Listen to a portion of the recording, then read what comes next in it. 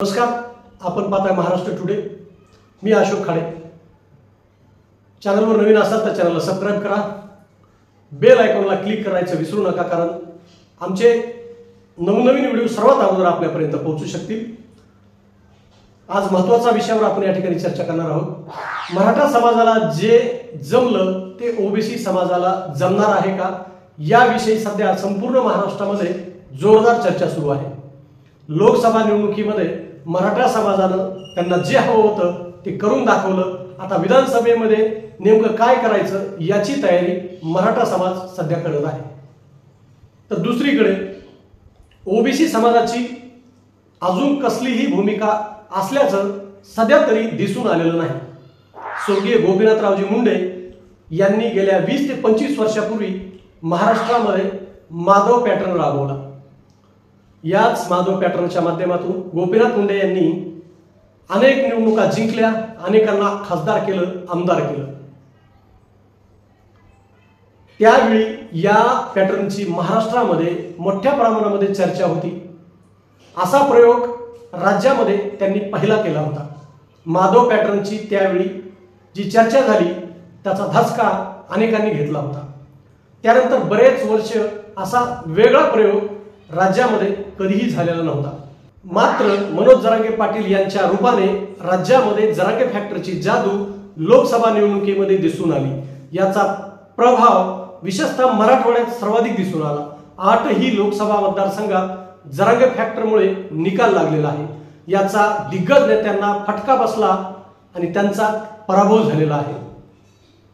मराठा समाज हा स्वातंत्र्यापासून आतापर्यंत नेतृत्वाच्या गुलामीमध्ये अडकला होता असं म्हटलं तर चुकीचं होणार नाही।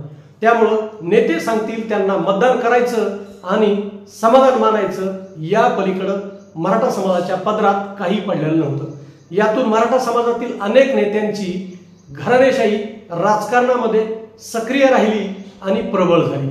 त्यातून समाजाला काही मिळालेलं नाही। मात्र नेत्यांनी त्यांना हवं ते त्यावेळी मिळवलं। मराठा समाजाची आरक्षणाची मागणी ही आजची नाही तर ती अनेक वर्षापूर्वीची आहे। अण्णासाहेब पाटील यांनी समाजाच्या आरक्षणासाठीच आपलं बलिदान दिलेलं आहे, हे महाराष्ट्र अजूनही विसरलेलं नाही। 1 मे 1960 नंतर महाराष्ट्रामध्ये 20 व्यक्ती महाराष्ट्राच्या मुख्यमंत्री झालेल्या आहेत। यातील अनेकांना तर 2 ते 4 वेळा पर्यंत मुख्यमंत्री पदाची संधी मिळालेली आहे।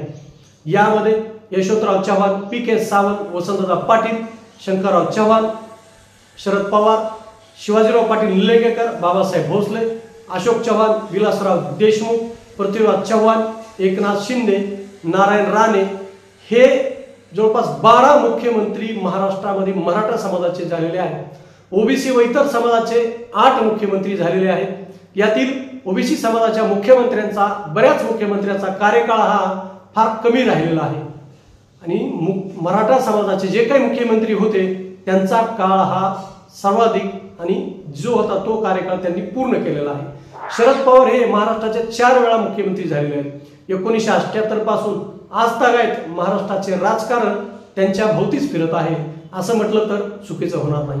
शिवाय या दरम्यान पवारांनी कधीही मराठा आरक्षणाच्या लढ्यामध्ये सक्रिय सहभाग घेतलेला नाही।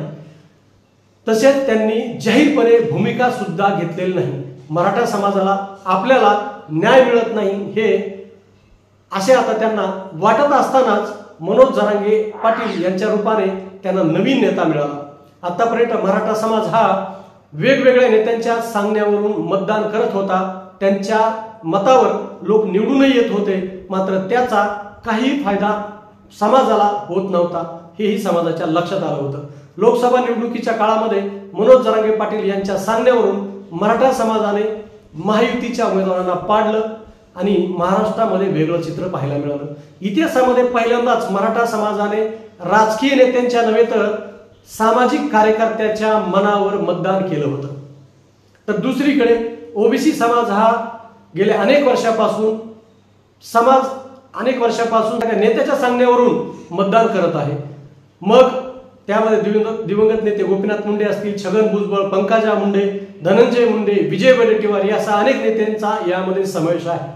मराठा समाजाला जे जमलं ते ओबीसी समाजाला कधी जमेल असा प्रश्न सध्या उपस्थित केला जात आहे।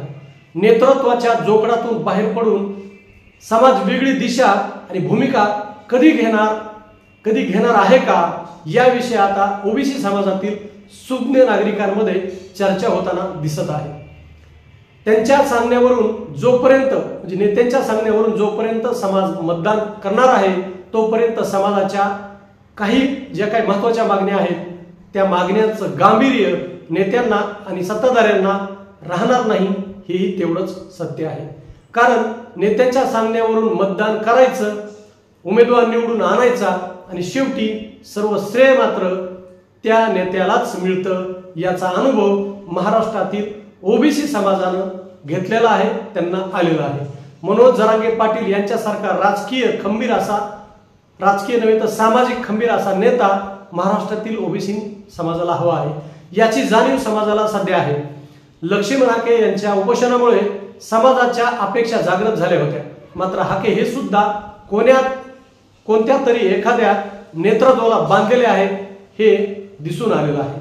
विधानसभा निवडणुकीमध्ये महाराष्ट्रातील काही ओबीसी बहुल मतदारसंघामध्ये आपले उमेदवार उभे करून किंवा एखाद्या अपक्ष उमेदवाराला जाहीरपणे पाठिंबा देऊन त्यांना ताकदीने निवडून आणायचं आणि महाराष्ट्रातील नेत्यांना आणि सत्ताधाऱ्यांना ओबीसीची ताकद काय आहे हे दाखवून द्यायचं।